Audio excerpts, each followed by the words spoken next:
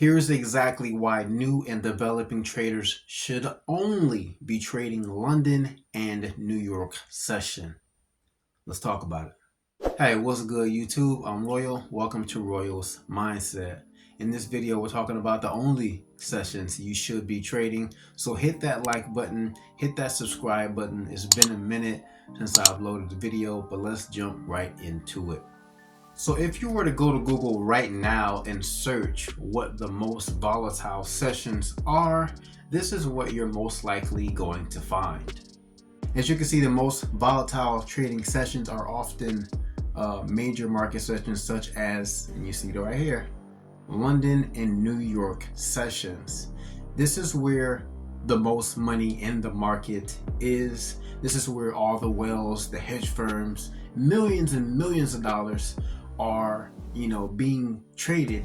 It says with nearly 58% of all Forex traders taking place in these two markets. So almost 60% of the market during London and New York session. And as you know, the two lower volatility sessions, if you're looking for those smaller, more stable market conditions. So if you're on your journey to becoming a profitable Forex trader, if you've been trading for less than 3 years, because I'm still in my first year, about to pass my first year in January, so I'm moving towards year 2, creeping slowly into year 2. And I'm kind of talking to myself as well, because I recently took a trade and I probably should have waited a little bit longer, maybe during London session.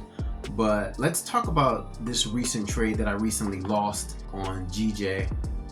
And I think I had this this support up here where I was looking for a reversal to go up, and I was a tad early. I guess this is probably a human error trade with emotions, because it was at 10:30 a.m. So this was technically during New York session. But the move I was looking for was this one right here, as I probably should have waited until price hit that 200 EMA.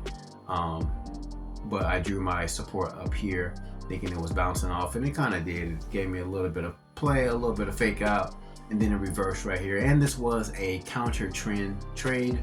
So I was a tad early, but the move I really wanted to hit was about here, giving me probably a 1 to 4. I usually take a 1 to 3. If I would have had like a 25 pip stop loss, yeah, that's still like a 1 to 4. So this is the move I was looking for, but as you can see, I was a tad early.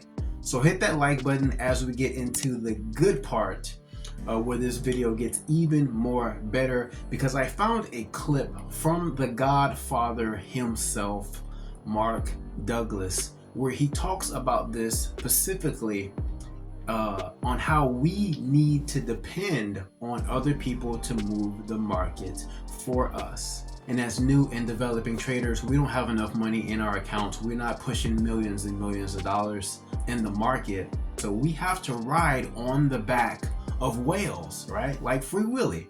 We depend on hedge firms. We depend on people with huge accounts to come in and piggyback pretty much on the moves and the market volatility. So here's Mark Douglas explaining it much better than I could in this clip right here. When you look at the nature of trading and break it down to its simplest components, what you have is everyone trying to do the same thing. There is no possible way that any of us can make money as traders unless we can buy low and sell high, or sell high and buy low. Correct. Is there any other way, Jared? No. No other way. In every market. In every market. So basically everyone's trying to do the same thing, are they not? Yes. Everyone is doing the same things. Now the reason why we have price movement is because everyone has a different idea about what is high and what is low. All price movement is based on people's belief about what's going to happen in the future. Now you said to me in a conversation we had yesterday, obviously we as individual traders are not large enough in our accounts to move the market. Exactly. But what I'm saying is that when you don't trade at that level, we are actually obliged to other traders to come in to buy something at a worse price than what we thought was low to make us winners. So what you're saying is most of us out there are dependent upon someone else Exactly. to move the market for us, to find those common entries. But again, it's a random event. But we're it's a putting random, the edge, you said, in our favor. Yeah. Jared, when you put on a trade, okay, when you put on a trade, do you know who that what we've done is we've reduced the market down to these terms, okay? That it takes someone else to make us a winner, right? Correct. Okay. When you put on a trade, do you think about who that might be? Who might come into the market to actually make you a winner? No, of course not. Yeah, no. And if it turns out to be a winning trade, do you know who those traders were, or who that trader was that actually made you a winner? No. Is there any way to know? No. There might be, but it'd be pretty hard to find out, right? There you have it, guys. From the words of Mark Douglas himself, aka the godfather of trading. Rest in peace, Mark Douglas. If you don't know who Mark Douglas is, then you're probably not a real trader. You're probably just abusing the buy and sell button. You're probably not journaling. You're probably making so many mistakes that you probably could avoid. So definitely go check out Mark Douglas's books. Trading in the Zone is definitely one of my favorites. Just helps you really get your psychology and your mind in the game of trading. And I'm kind of making this video for myself too, to only be focusing on London and New York sessions.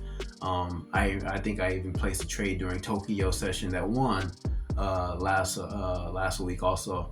But I gotta keep myself accountable, right? Focus on London and New York sessions only. That's where all the money is. That's where all the volatility is, and that's your best chance to catch moves, the moves that you're looking for, the patterns that you're looking for, the setups that you're looking for. They're most likely going to play out in those two sessions where pretty much 60% of the market is. All right. You and I both, we need to stay disciplined and only focus on trading London and New York sessions, which are the most volatile sessions in the market. I hope you found this video helpful. Hit that like button, smash that subscribe button. I am also documenting my journey right here on my YouTube channel to becoming an 8-figure trader, and just really taking this skill set serious. And this is how I will be building wealth in years to come. And I'm documenting it all right here, so don't miss anything. All right, hit that subscribe button and like this video. Leave your comments down below if you found this video helpful, because if you found this video helpful, I'm sure you will enjoy this next one.